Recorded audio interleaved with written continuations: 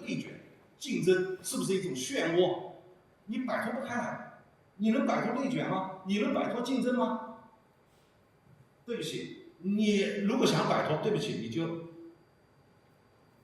就沉沦了，躺平，你就不能存活了啊！所以呢，这个就是工具理性带来的这个灾难性的后果。所以呢，在马克思韦伯这儿是这个近代的理性主义变成了工具理性扩张、价值边缘化，然后呢，世界去没有上帝了，没有神了，没有最高价值了，然后再加上理性的牢笼，我们无法逃出。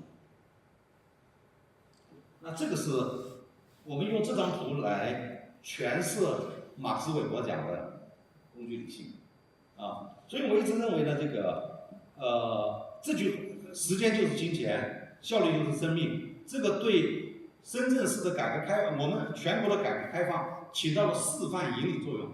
在历史上，这句口号起到了不可磨灭的贡献。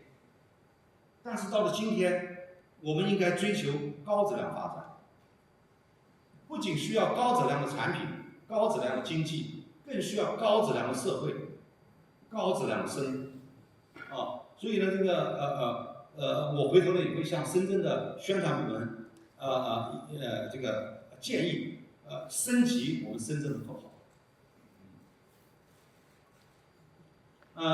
在思想体系批判上，无疑20世纪的海德格尔是非常重要的。胡塞尔说要回到事情本身，意思呢，这个胡塞尔的这个问题呢，说我们要研究意识，要研究我们的人的意向性，最后呢，通过现象学还原、本质还原到我们意识的本质结构。他认为这个就回到事情本身啊。那么，因为我们对事物的所有的认识判断都是由我们的意识，那么我们的意识呢，又是由意识的本质结构所决定，所以他认为这个已经不可再还原了。但是呢，这个海德格尔认为说，你这样没有还原没有道理，应该还原到什么地方呢？意识状态是由你的存在状态决定的，所以回到事情本身，应该回到存在者的存在状态。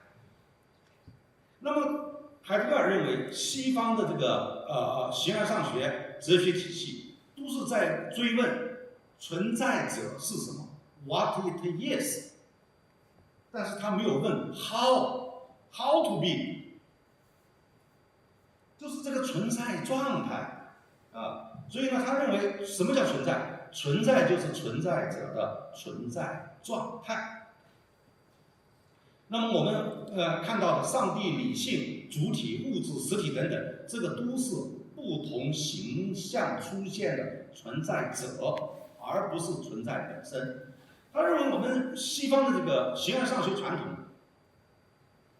忽视了或者说遗忘了存在本身，都去研究一个一个的 beings， 一个一个的个体的存在者啊。那么第二个，现代工具理性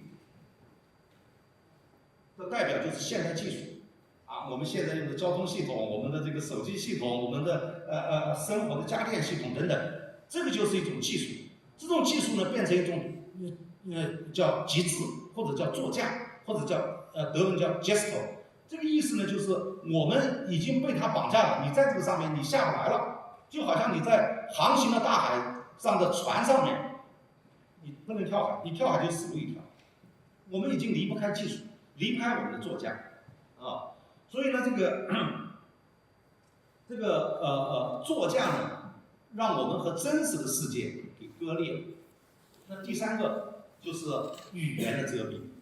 那海德格尔说，语言是存在的家，但是语言也有可能让你回不到家，就看你操持了什么样的语言系统。到了这个海德格尔后面，像这个符号学兴盛啊，有像这个德勒兹啊等等这些，就研究符号对人的暴力啊。你比如说希特勒的屠杀犹太人，它可以换一个词叫清洗。律师你就接受这个符号了，对吧？屠杀你不能接受，清理、清洗，哎呀，你觉得很好，啊，这就是符号的暴力。所以呢，我们语言符号当中有很多歪曲真实世界的这种表达。所以语言既是对真理的开显，也是对真理的遮蔽。那第四个就是这个，我们都活在这个知识系统当中，我们的一切都是可以用来判断的，我们用命题来表达的。所以呢，这个其实是叫命题真理，我们忽视了存在真理。所以呢，在这个海德格尔中后期，他就提出了2个概念，一个叫 Aletheia， 就是真理。那真理呢，他认为有4个层次的真理。所谓的